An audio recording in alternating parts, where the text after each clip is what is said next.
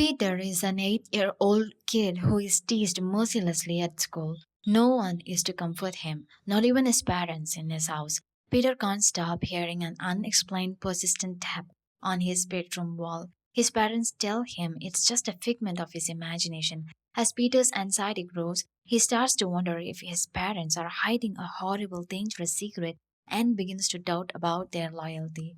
Fear, in its truest form, is soon invited when things bump into each other at night due to unsettling impressions and terrible family secrets. It might not be anything. What if the boy attracted to unwelcome attention though? Do mom and dad have the complete truth to tell Peter? And what could be scarier to a child than that? Let's see what happened in the house through a movie recap of Cobweb. Welcome to Movie Spotlight.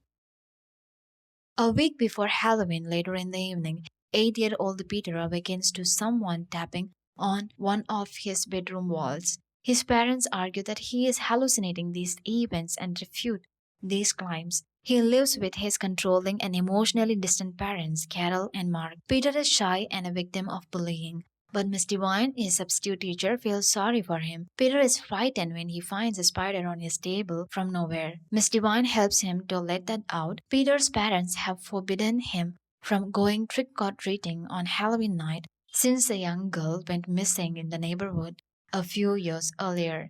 Again the next night, Peter hears a voice from the walls. He screams and calls his father, who can't hear anything, and predicts it should be the sound of rats. So in the morning, they both place a rat killer that smells like cinnamon. A day at school, a drawing of Peter looking afraid in bed with the words "Help me" worries Miss Devine. So she uninvitedly visits his house. Carol claims that the drawing should have come out of his imagination, and then she chastises Peter for showing his teacher his hallucinations. Peter speaks with a voice emanating from the wall and accepts it as a friend to talk with for the following few days.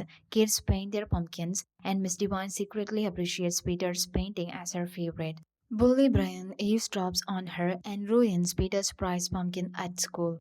When Peter worries about this at night, the voice asks him to stand up for himself strongly. The next day at school, Brian shows up with his mother and the pumpkin and apologizes. Peter keeps recalling the voice that says, "Make him afraid of you." Motivated by the voice's guidance, Peter forces Brian down the steps, shattering his leg. As a result of what he had done to Brian, Peter was grounded by his parents and dismissed from the school.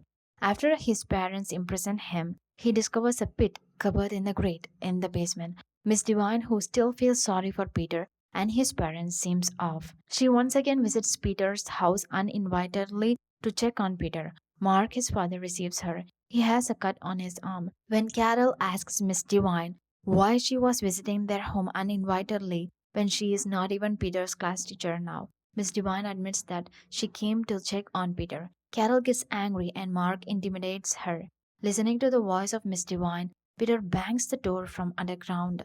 As the washing machine was on, she couldn't notice the banging properly. Suddenly, for a while, the machine stopped and Miss Devine almost headed to leave. She listened to the banging noise of the door. When asked about that, Mark manages to explain that it is a noise coming from a washing machine. Again, the machine started to run, and Miss Devine was left with no option but to leave, and Peter drove her away. Later, after Peter is freed from the basement, he calls for a voice to speak with. The voice reveals herself as Sarah, Peter's elder sister, whom his parents kept away after determining they no longer wanted her. The voice calls Peter's parents evil and says they locked her in the wall. Scared, Peter goes to bed after listening to this. He experiences nightmares. The next night, he gets to know more details about her.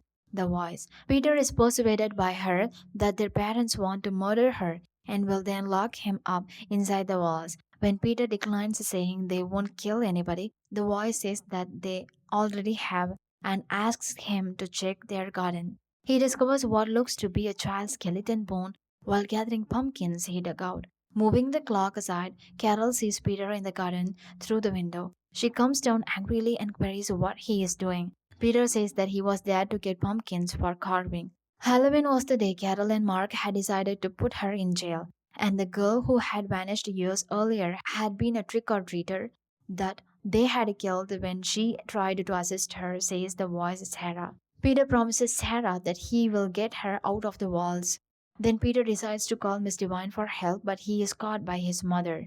When Carol drags Peter back to his room, she notices a hole in the wall. Noticing that, she asks Peter, "What did she tell you?"